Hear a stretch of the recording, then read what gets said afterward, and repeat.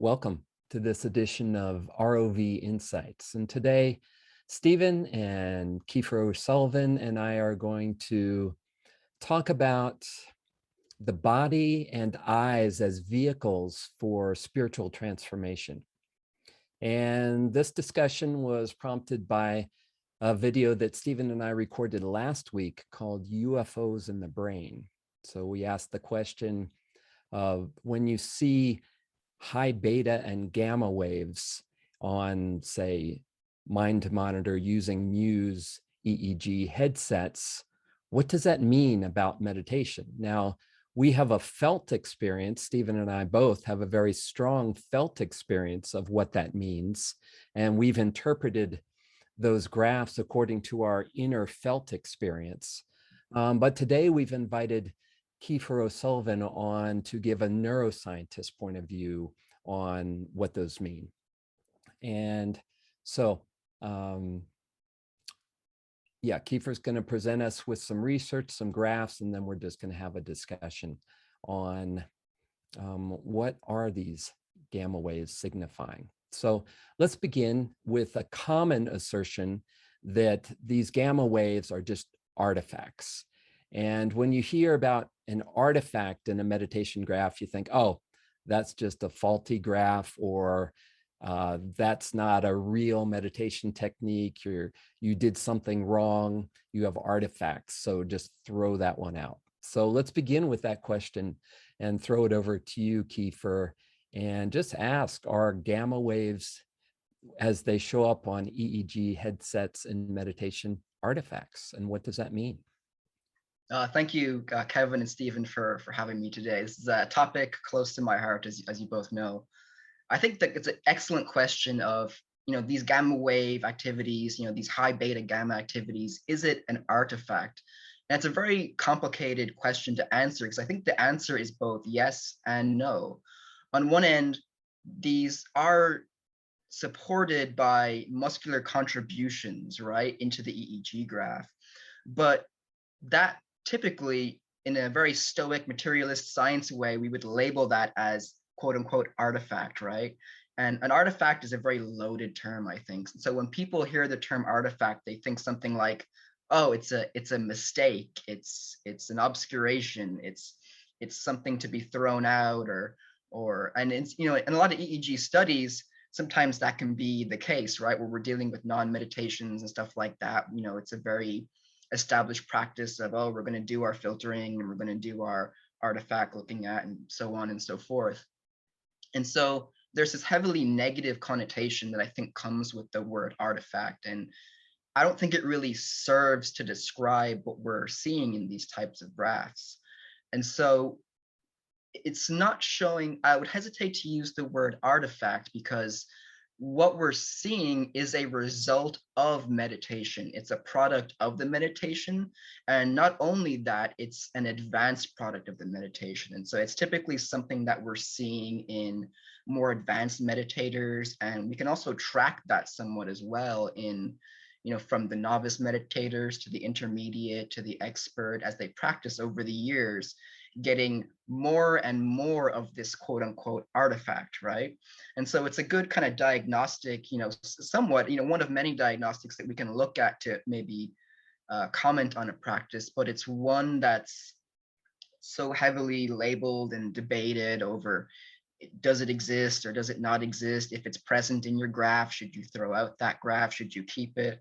When really it's all part of the meditation. And so what we're seeing as a result of meditation is that there are dynamic physical changes that occur, particularly of like the posture or the face, or in this case, very particularly of the eyes, or we'd kind of term it more the gaze, right? And so when we have these types of gazes, they tend to correlate with almost the intensity of the experience, or different mystical states or transcendent states. And you can kind of look at people going into altered states of consciousness, and they're often looking very fixed or looking, maybe either looking upward or looking straight out or looking downward with their eyes, or maybe their eyes, they don't know what their eyes are doing, but their eyes are fixed nonetheless. I think this really demonstrates that typically our eyes or our gaze can reflect our mental activity, right? So if you have somebody that's very, right, they're looking all over the place, their eyes are very fidgety, especially maybe in the context of a meditation, that typically means their mind might be also going in many directions, because maybe their mind is either consciously or subconsciously triggering them to maybe watch out for danger or look out for where this sound came from or do this or do that. It's a very outwardly oriented type of phenomenon. In contrast to this, we have the fixed gaze, right? The fixed eyes that tend to lock in a certain position.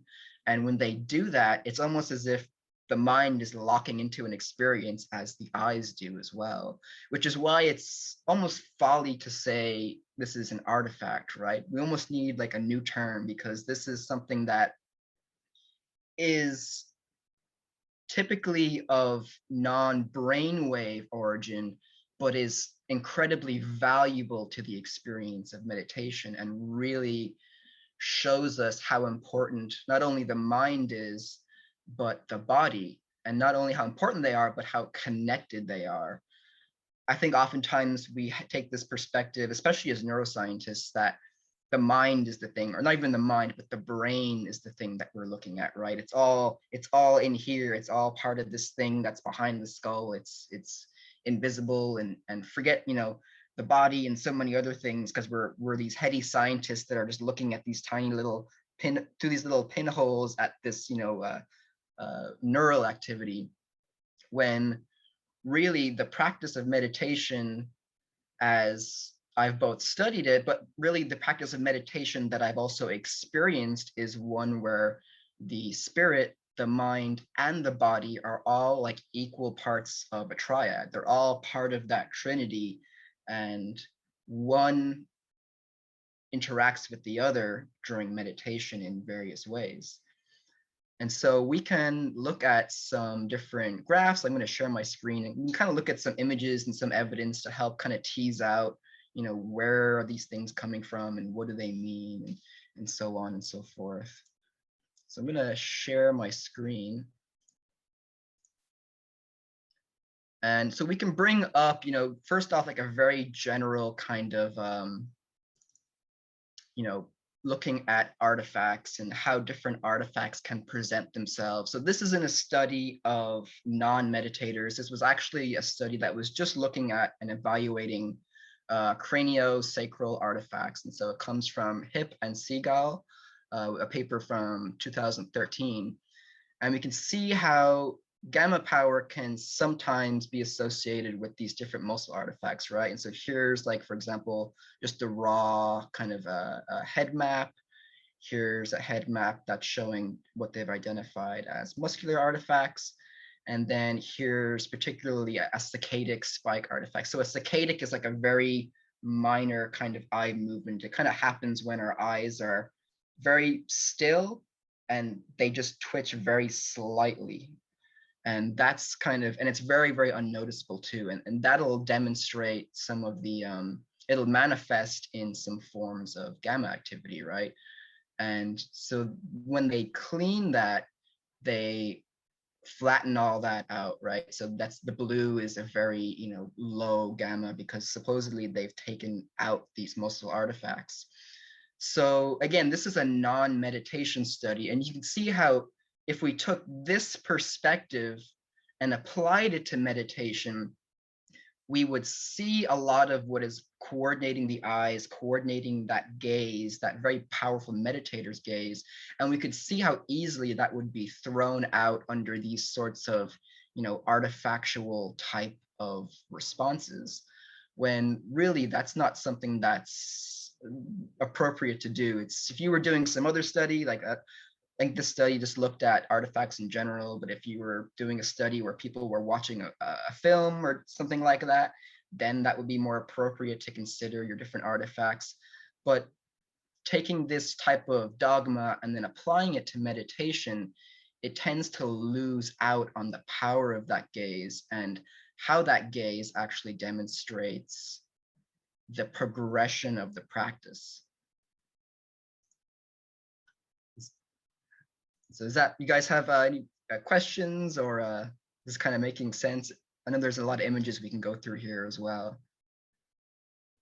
Kiefer, I was just going to say that the importance of the gaze is demonstrated in so many practices from, I know you're going to possibly share some of them, like Yogananda's samadhi practices were always with an upward gaze, fixed, very still gaze equates with a still mind, equates with a still samadhi state. Same with Mingyur Rinpoche, the same sky gazing technique and the practice, the lion's gaze or sky gazing is a very traditional part of all Tibetan practice to acquire that, deep, profound, absorbed state of stillness. Same here with Swami Sri Yukteswar, who's got that famous lion's gaze, the lion of Bengal, they used to call him, because of this really sublime, piercing and penetrating gaze. So it just speaks to some of the, the correlation of the importance of the gaze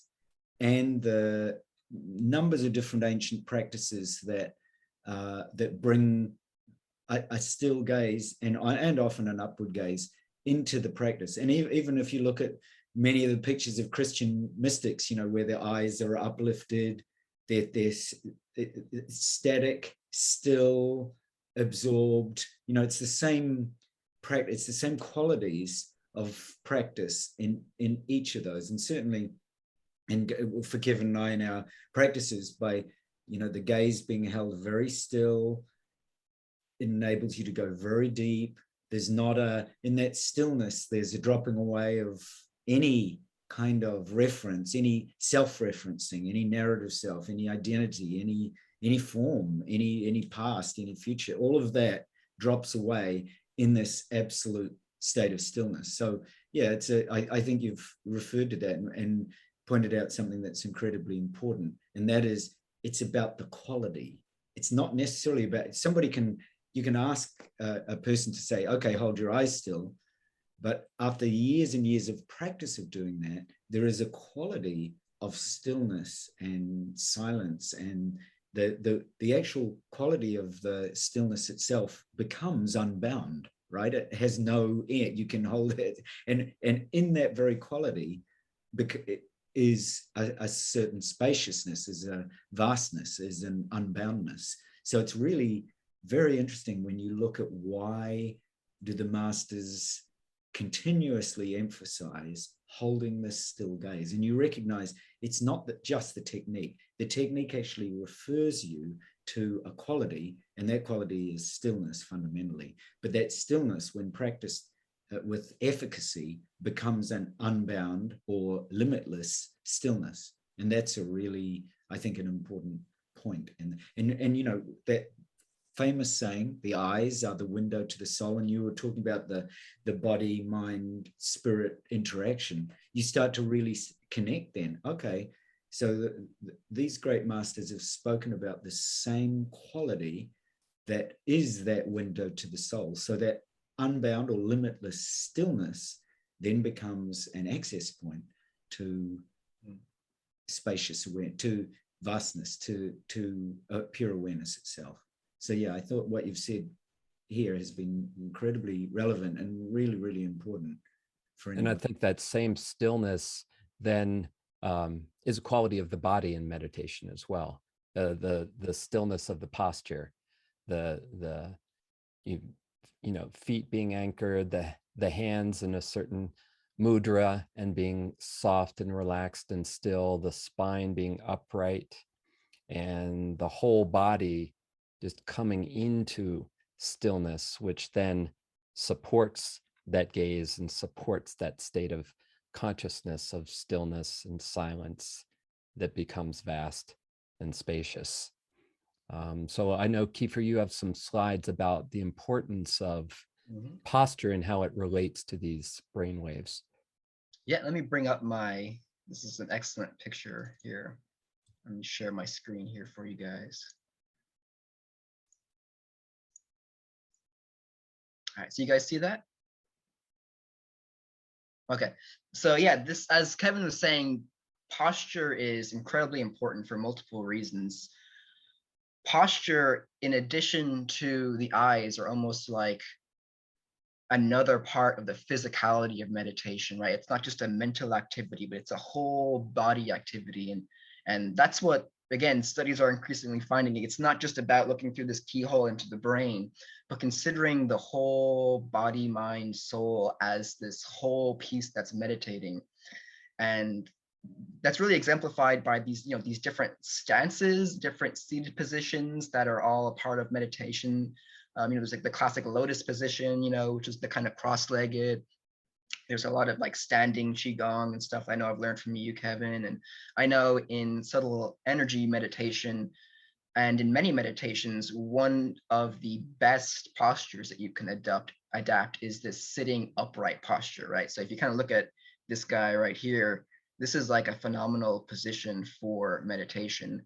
And what's interesting about this whole graph, and also for context, this little B symbol, it stands for beta, and the little Y kind of V thing, that's the symbol for gamma. And so what this is actually showing is that there are different contributions, different physiological alignments that occur between different positions. So I would kind of take three things away from this graph, right? Or this figure. And this figure I'll credit as well is Thibault et al. 2014, and I can share the references with you guys if you'd like to put it in your video description for anybody that would like to see these for themselves. And what it shows is that so there are some muscular contributions to stuff like this. So if you look at sometimes this occipital gamma can be associated with that neck tension, right? So it's kind of similar to how the eyes fixate, the neck can also somewhat fixate. This is less defined than the eyes for sure, but you can kind of imagine if you adapt that posture and you kind of have your chin tucked slightly, you kind of get that, just a slight amount of kind of neck muscle activation that's somewhat occurring. However, that's just one kind of small piece of this. Another thing that this study found was that there are brainwave changes that do occur independent of this muscle activity. So you can be lying down, you could be, on their little weird balance board thing there. You could be sitting or you could be standing. And what they were finding was that the baseline EEG was actually changing according to the position that the person was standing in. And there's a whole rabbit hole that, I won't get into now, but, one of the contributing factors to this could potentially be how the cerebral spinal fluid, right? So the cerebral spinal fluid is the fluid that our brain kind of floats in, and it also goes and runs down the spinal cord. And that the fluid dynamics of that are different between all of these different positions, which then affects your brain differently according to how the fluid is being washed through it, the flow of the fluid, the pulse of the fluid, the pressure of the fluid, and so on and so forth. And so it's really key how these different postures are really conducive to meditation. And that's why I know in SCM, we always kind of vouch for the sitting upright posture. And there are key spiritual reasons for that. There are key mental reasons for that. And of course, there are key physical reasons for that too. And I just point out that when you're saying muscle tension, it's more just the activation of muscle to hold the head in that position, correct, right? Because the neck is very relaxed if you looked at somebody, you'd say, oh, that they're really relaxed. Their jaw is relaxed. Their eyes look relaxed. Their hands are relaxed. But there's this activation along the spinal muscles that you're talking about. Is that right? Yes. Yeah, correct. Thank you for catching. That's another scientific term where, we use, it's kind of almost like artifacts where tension also has a negative connotation when you use it in a colloquial fashion. But tension just means activation. And so the particular quote unquote tension that I'm referring to is just the activation that supports the body to be in this one particular position. Kiefer, you know, when you're speaking about posture, it often brings to mind some of the great traditions like Mahamudra, where when the Buddha taught some of the higher yoga tantras, and including Mahamudra, he emphasized the importance of posture to the point that practice correctly could take you into samadhi. And they particularly focused on 7 aspects of posture that were of critical importance. And it was often called, you know, it's this whole thing of being loosely relaxed and yet vigilantly alert. And this particular posture in Mahamudra is called illuminating clarity. It's the 7-point posture of the Buddha Vairocana, and it's got the same points that we speak about in subtle energy meditation, which is, you know, the spine straight and the hands are considered incredibly important, that they're in a posture of resting equally, this resting, loose and relaxed way of placing the hands in a point, because that's why mudras become so important, because you feel into the actual hands as a sign for the relaxation, and again the quality of that relaxation, and then the chest open and the elbows relaxed and outwards and the chin slightly lowered, and then the importance again of that unwavering gaze. So even in the Mahamudra tradition, when they start right at the very beginning about posture, they speak about the unwavering gaze wherever it's held, and then the lips and the tongue position, because the tongue actually activates chakras inside the mouth, which a lot of people don't realize.